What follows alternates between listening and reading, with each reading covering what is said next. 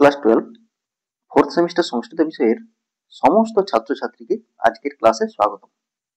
আজকে আমরা সংস্কৃত ব্যাকরণ থেকে অত্যন্ত গুরুত্বপূর্ণ সম্প্রদান কারক থেকে আলোচনা করব।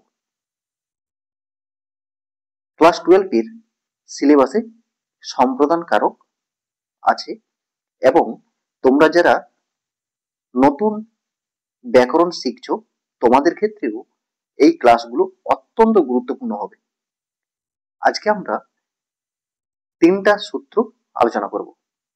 এখানে দেখো 1 নম্বর সূত্র আর 2 নম্বর সূত্র এর আগের ক্লাসে আলোচনা করেছি।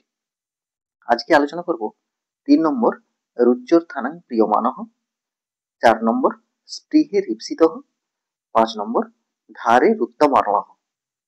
এই তিনটা সূত্র আজকে আমরা আলোচনা করব। চলো প্রথম সূত্র দেখো। এখানে প্রথম সূত্র রুচ্যর্থানাং প্রিয়মানঃ। এটা পাণিনি সম্প্রদান কারকের সূত্র করেছেন, এটা হচ্ছে তার ক্রম। এবারে দীক্ষিত ভট্টজি দীক্ষিত এই সূত্রের ব্যাখ্যা করতে গিয়ে তিনি বলেছেন রুচ্যর্থানাং ধাতুনাং প্রয়োগে প্রিয়মানঃ অর্থঃ সম্প্রদান কারকং স্যাৎ।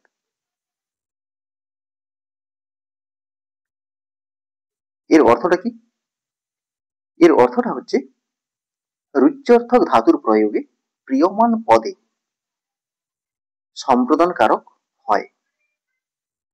রুচ্যর্থক ধাতুর প্রয়োগে প্রিয়মান পদে সম্প্রদান কারক হয়। এবারে প্রিয়মানটা কি?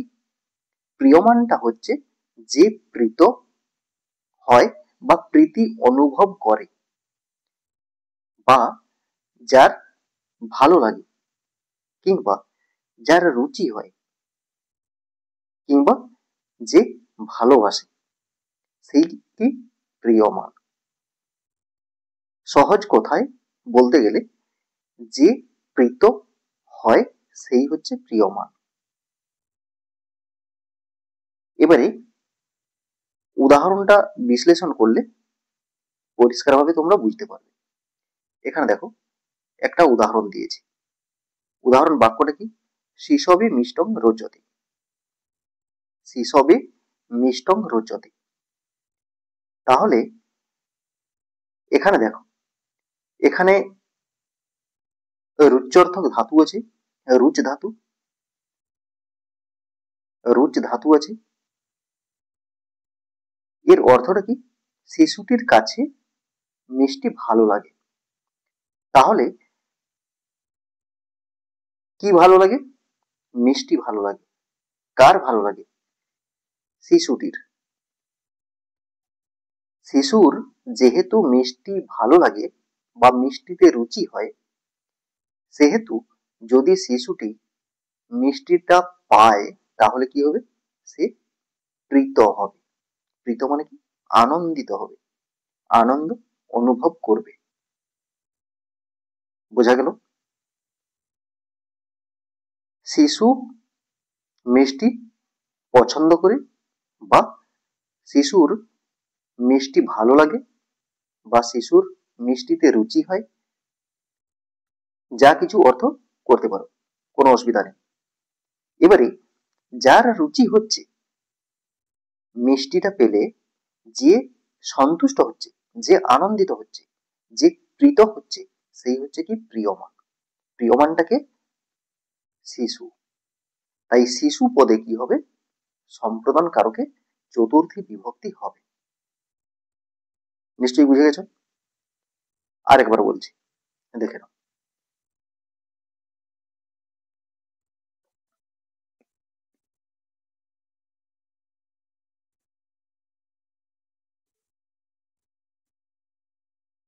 শিশুর মিষ্টিতে রুচি হয়, তাহলে এখানে রুচ ধাতুর প্রয়োগ আছে। প্রথম বৈশিষ্ট্য, 1 নম্বর বৈশিষ্ট্য কি না? ধাতুটা হবে রুচ ধাতু।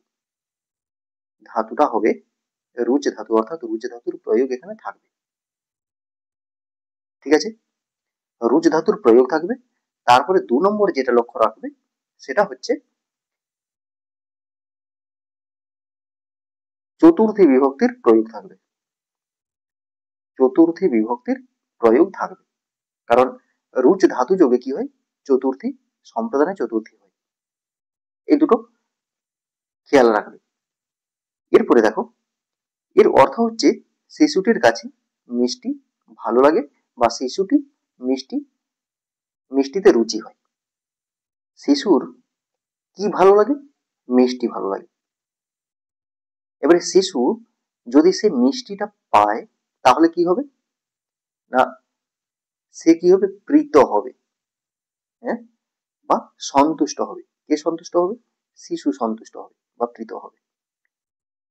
যে প্রীত হবে সে কি, শিশু, মানে প্রিয়মান, এটা হচ্ছে প্রিয়মান। এবারে রুচ ধাতুর যোগে কি হয়, প্রিয়মানে বা প্রিয়মান পদে সম্প্রদান কারকে চতুর্থী বিভক্তি হয়। এখানে আর কিচ্ছু নেই। এর পরের উদাহরণগুলো দেখো, মোদকং শিশুভ্যঃ রোচতে। মোদক মানে সেটাও মিষ্টি জাতীয়। শিশুভ্যঃ শিশুরা, রোচতে ভালোবাসে। মোদক শিশুরা ভালোবাসে, এখানেও রুচ ধাতুর প্রয়োগ আছে। দেখো, রুচ ধাতুর প্রয়োগ, প্রত্যেকটাতে রুচ ধাতুর প্রয়োগ থাকবে। রুচ ধাতুর প্রয়োগ থাকা মানেই তোমরা বুঝে যাবে এটা রুচ্যর্থনং প্রিয়মান সূত্র অনুসারে হয়েছে। এরপরে এখানে দেখো, পুষ্পম কসময় ন রোচতে। পুষ্প অর্থাৎ ফুল কে না ভালোবাসে, তাহলে কে না কসময়, কার না ভালো লাগে। এখানে ফুলটা পেলে যে প্রীত হবে তাকেই বোঝাচ্ছে, সেই প্রিয়মান। সেই প্রিয়মান পদে কি হচ্ছে, চতুর্থী বিভক্তি হয়েছে। বালকায় রোচতে মিষ্টম, সেই একই রকম, বালকটি মিষ্টি পেলে কি হবে, সন্তুষ্ট হবে বা প্রীত হবে। তাই এখানে কি হয়েছে, সম্প্রদানে চতুর্থী বিভক্তি হয়েছে। এবারে লিখবে কিরকম, লিখতে হবে এরকম যে রেখাঙ্কিত পদে রুচ্যর্থানাং প্রিয়মাণঃ সূত্র অনুসারে সম্প্রদান কারক এবং চতুর্থী সম্প্রদানে সূত্র অনুসারে চতুর্থী বিভক্তি হয়েছে, এটুকু লিখতে হবে। কারণ রুচ্যর্থানাং প্রিয়মাণ এই সূত্র অনুসারে কি হয়, সম্প্রদান কারক, এটা কারকের সূত্র। আর কারকের সূত্র আছে মানে সেখানে তোমাকে চতুর্থী সম্প্রদানে বিভক্তির সূত্রটা অবশ্যই লিখতে হবে। এবারে তোমরা যারা এই অংশটুকু লিখতে পারবে না তারা কি করবে, তারা এটা লিখবে, রেখাঙ্কিত পদে রুচ্যর্থক ধাতুর প্রয়োগে সম্প্রদানে চতুর্থী বিভক্তি হয়েছে, এটুকু অংশ লিখবে। এরপরের সূত্র দেখো, এরপরের সূত্র হচ্ছে স্পৃহে রিপ্সিত, স্পৃহে রিপ্সিত।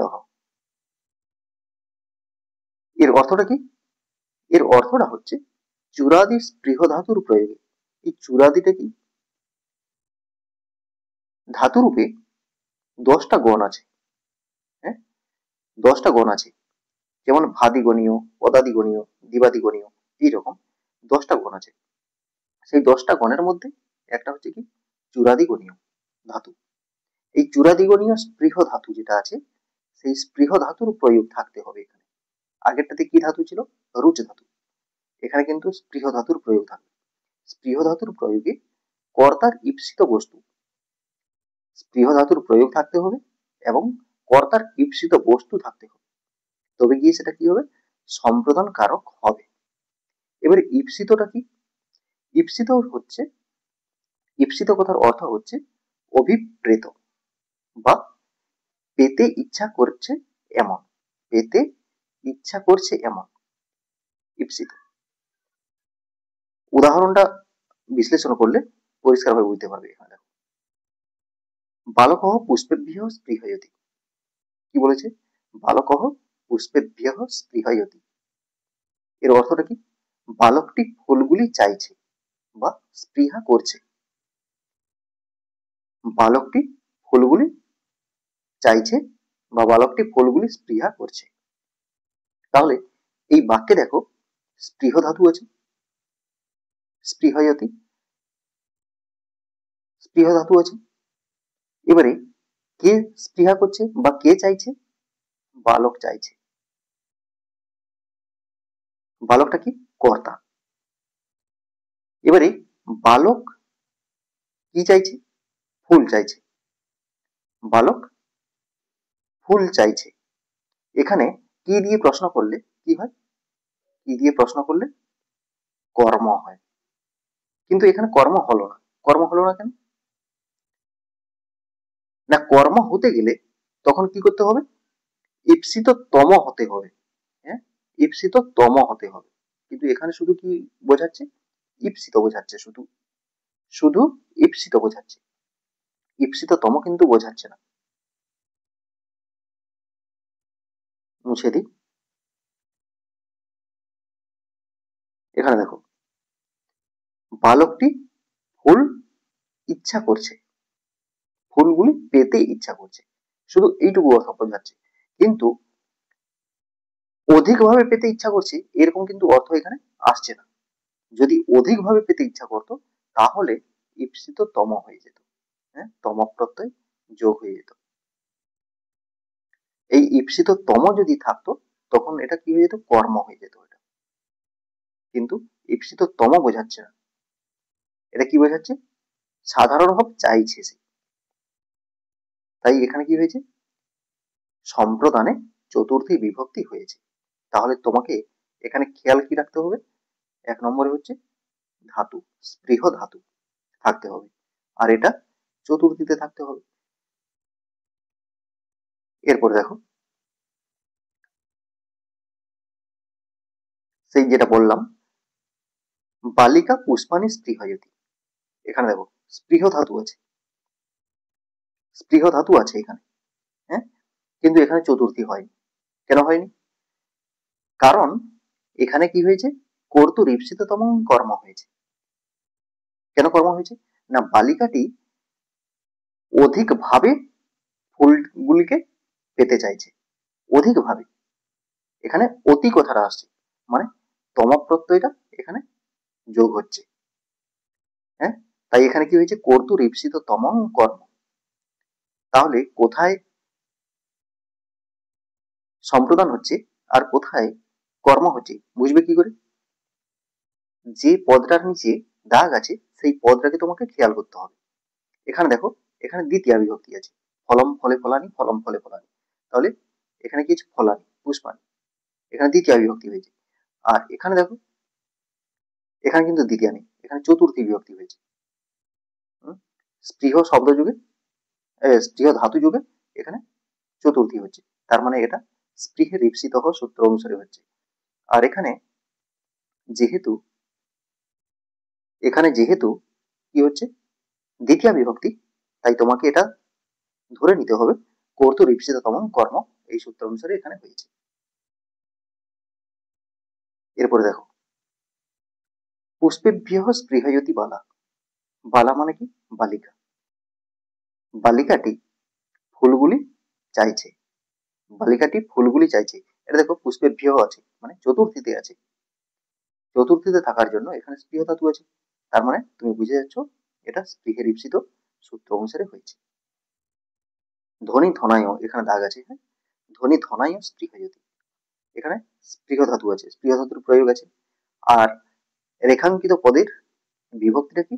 ধনায়, মানে চতুর্থী বিভক্তি আছে। তার মানে এটা স্পৃহের ঈপ্সিত এই সূত্র অনুসারে কি হয়েছে? এটা সম্প্রদান কারকে চতুর্থী বিভক্তি হয়েছে। এর অর্থটা কি?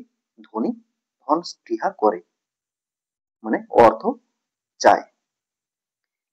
এবারে কিভাবে লিখবে?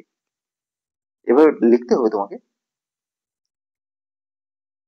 এইভাবে লিখতে হবে তোমাকে, রেখাঙ্কিত পদে স্পৃহের ঈপ্সিত সূত্র অনুসারে সম্প্রদান কারক এবং চতুর্থী সম্প্রদানে সূত্র অনুসারে কি হয়েছে? চতুর্থী বিভক্তি হয়েছে। স্পৃহের ঈপ্সিত এই সূত্রটাকার সম্প্রদান কারকের, এই জন্য কারকের সূত্র তোমাকে উল্লেখ করতে হচ্ছে আর বিভক্তির সূত্র একটা উল্লেখ করতে হচ্ছে। যেখানে শুধু বিভক্তির সূত্র থাকবে সেখানে কিন্তু কারকের সূত্র উল্লেখ করার প্রয়োজন হবে না। এবারে যারা সেই সূত্রটা লিখতে পারবে না তারা কিভাবে লিখবে? রেখাঙ্কিত পদে স্পৃহ ধাতু যোগে সম্প্রদান কারকে চতুর্থী বিভক্তি হয়েছে। পরিষ্কারভাবে বুঝতে পেরেছ? এরপরে 5 নম্বর প্রশ্ন। এরপরে 5 নম্বর সূত্র দেখো, ধারের উত্তম বর্ণ। অত্যন্ত গুরুত্বপূর্ণ। এই সূত্রগুলো থেকে তোমাদের হুবহু কিন্তু পরীক্ষাতে কমন পড়ে। এবারে ধারের উত্তম বর্ণ এর ব্যাখ্যা করতে গিয়ে ভট্টজি দীক্ষিত কি বলেছেন? ধারয়তে প্রয়োগে উত্তম সম্প্রদান সংগ্রহ স্যাৎ। মানে কি? এর মানে হচ্ছে ধারী ধাতুর প্রয়োগে উত্তম পদে সম্প্রদান কারক হয়। আগেরটাতে প্রথম সূত্রতে কি ছিল? রুচ ধাতুর প্রয়োগ। দ্বিতীয় সূত্রতে কি আছে? স্পৃহ ধাতুর প্রয়োগ। এবারে তৃতীয় সূত্রতে ধারী ধাতুর প্রয়োগ। ধারী থাকবে, হ্যাঁ, ধারী ধাতুর প্রয়োগ থাকবে। এবারে ধারী ধাতুর প্রয়োগে উত্তম বর্ণ পদে। এবারে উত্তম বর্ণটা কি? উত্তম বর্ণ হচ্ছে যে ঋণদাতা, অর্থাৎ যে ঋণ দেয়, যে ধার দেয়, তাকে বলা হয় কি? উত্তম বর্ণ। আর যে ধার নেয় তাকে কি বলা হবে? অধম বর্ণ। এখন দেখো উদাহরণটা, এই উদাহরণ বিশ্লেষণ করলে পরিষ্কারভাবে বুঝতে পারবে। অহং তুভ্যং শতং ধারয়ামি। ধারয়ামি, দেখো এখানে ধারী ধাতুর প্রয়োগ আছে। এর অর্থটা কি? আমি তোমার কাছ থেকে 100 টাকা ধার করেছি। এটা হচ্ছে এর উত্তর।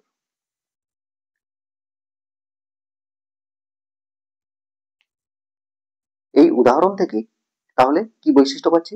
প্রথম বৈশিষ্ট্য হচ্ছে ধারী ধাতু। এবারে অহম মানে কি? আমি। কার কাছ থেকে নিয়েছি? তোমার কাছ থেকে নিয়েছি।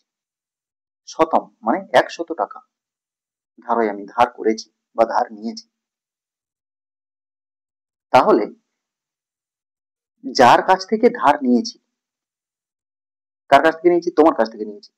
যার কাছ থেকে ধার নিয়েছি সে কে? উত্তম বর্ণ। তাহলে তুভ্যমটা হচ্ছে উত্তম বর্ণ, আর অহমটাকে কি বলা হবে? অধম বর্ণ।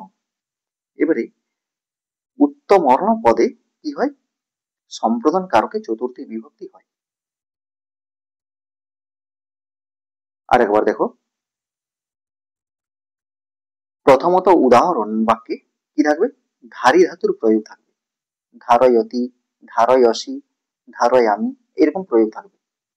মোটামুটি ধার কথাটা থাকবে, হ্যাঁ, ধারী ধাতুর প্রয়োগ থাকবে। এবার ধারী ধাতুর প্রয়োগ থাকলে কি করতে হবে? যার কাছ থেকে ধার নিচ্ছে, আমাদের কাজ হচ্ছে কাকে দেখা? যে ধার দিচ্ছে। এখানে কে ধার দিচ্ছে? তুমি ধার দিচ্ছ। যে ধার দিচ্ছে সে হচ্ছে কি? উত্তম বর্ণ। আর যে ধার নিচ্ছে সে হচ্ছে অধম বর্ণ। এবারে যে উত্তম বর্ণ, যে উত্তম বর্ণ, সেখানে কি হবে? সম্প্রদান কারকে চতুর্থী বিভক্তি হবে। পরিষ্কার? এরপরে এটা কিভাবে লিখবে দেখো, এইভাবে লিখতে হবে। রেখাঙ্কিত পদে ধারের উত্তম বর্ণ। এই সূত্র অনুসারে ধারী ধাতুর প্রয়োগে উত্তম বর্ণে সম্প্রদান কারক ও চতুর্থী সম্প্রদানে সূত্র অনুসারে চতুর্থী বিভক্তি হয়েছে। এটুকু লিখতে হবে। এবারে তোমরা যারা এই অংশটুকু লিখতে পারবে না তারা এটা লিখবে। এটা লিখলেও তোমরা কিন্তু ফুল নাম্বার পাবে, 1 নাম্বারও কাটবে না তোমার। রেখাঙ্কিত পদে ধারী ধাতুর প্রয়োগে উত্তম বর্ণে সম্প্রদান কারকে চতুর্থী বিভক্তি হয়েছে। ব্যাস, এইটুকু লিখলে তোমরা কিন্তু ফুল নাম্বার অবশ্যই পাবে।